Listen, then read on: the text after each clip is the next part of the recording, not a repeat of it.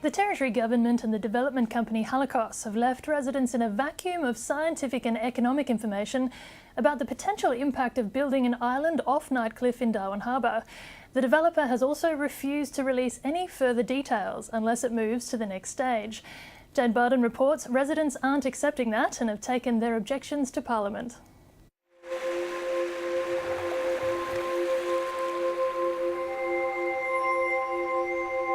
It's the twice-weekly routine of the Darwin Paddle and Kiteboarders Club, heading out onto Nightcliff Beach at dawn.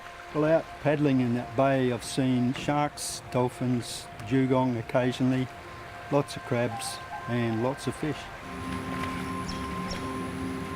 It's also been Jeff James's business for 30 years. He thinks his livelihood and lifestyle are being threatened by a developer proposing to build an artificial residential island here. I think the proposal's basically insane. Anyone who sits and watches the waves year round, as we do, will come to the same conclusion. And secondly, the government's role, I'm totally devastated by it.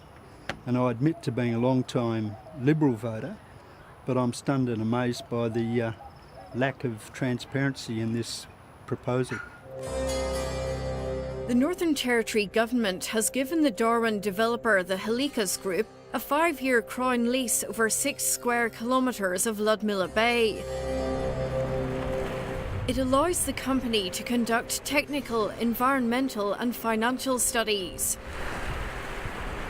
The lease has cost the company $11,000 a year and requires it to consult and engage with the public prior to any activity. It's really essentially a whole fill-in of the side of the bay.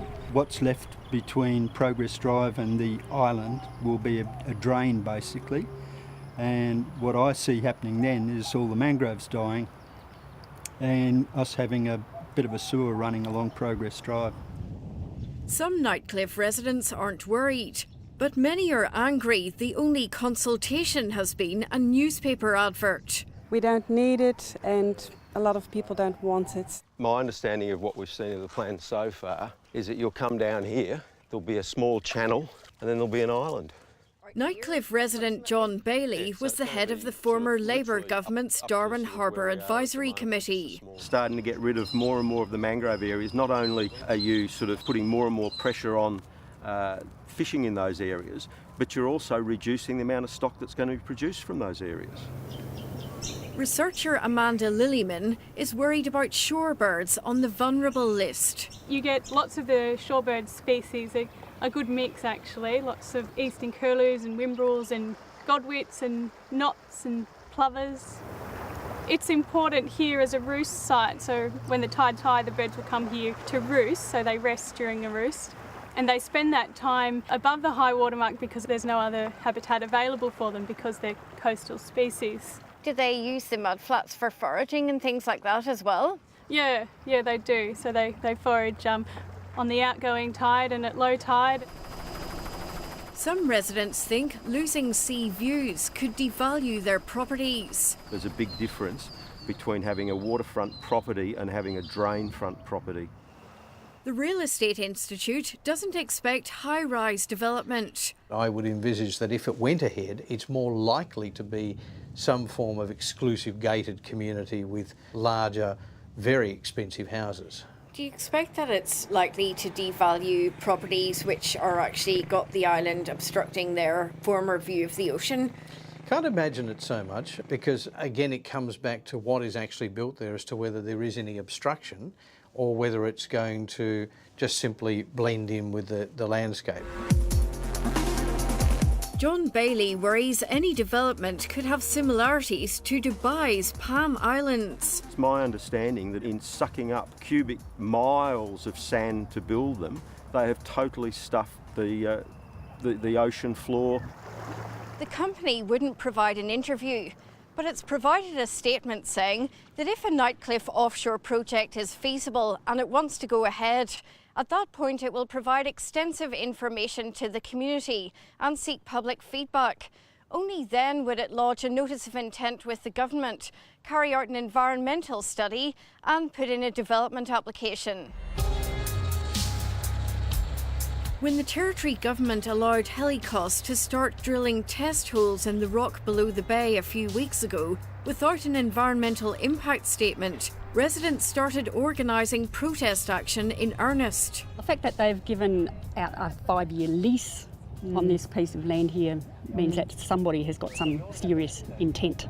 Having something out there that's for a privileged few that Darwin doesn't really lend itself to in the first place. Yeah, my main concern is it's totally unfair on the people who are already living here. No Nightcliff Island.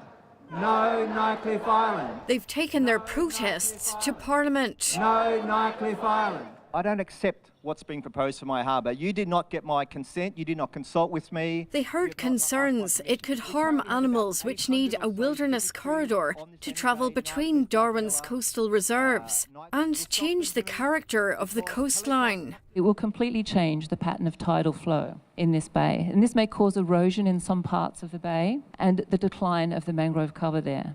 It will change the pattern of drainage into the bay. This is likely to increase flooding in upstream suburbs such as Nightcliff and Coconut Grove. And it will also affect sedimentation. Mud will accumulate on the landward side of the island, adding to upstream flooding issues, and it will probably even contribute to more breeding areas for biting insects. The Nightcliff Labour Member of Parliament was briefed by the company. 3,000 people on a man-made island off the coast. It's not in any of the government's plan. It's not on their Greater Darwin land use plan. There's been no consultation, no conversations. General business notice is number 1, standing the name of Ms Files to move that the Assembly condemns the Minister for Lands, Planning and the Environment for matters relating to the Nightcliff Island. The protesters headed in to hear Labour oppose the plan in Parliament. Is it a case of the CLP government cutting red, cutting green tape and cutting corners to fast-track development? It certainly feels so. The government defended the proposal. If we just say no, one thing that's for sure, land prices go through the roof. The price of living goes through the roof, and people don't have the confidence to invest in the Northern Territory. It is beyond bizarre, it is absurd, and it is absolutely unacceptable. The debate got dirty when the government recounted Labour's development history. Speaking with great affection for INPEX, when they put out an environmental impact statement which said that they might end up using gelignite to blow up at Walker Shoal and dolphins might die as a result. And she didn't have any problem with it then. The government is promising the community will get information and consultation if the project goes any further. Now, if mangroves are the issue, then that will, through the environmental impact process, defeat the project. It has to go through the process. But for many residents, that's too late. Smells to me awful much like a nod and a wink, she'll be right boys, go ahead. It's like setting up a hot dog stand at the Sistine Chapel. You just don't do it. You don't give approval. You don't even let someone start sort of considering it, because then you're giving an indication to them that you may allow it to go ahead.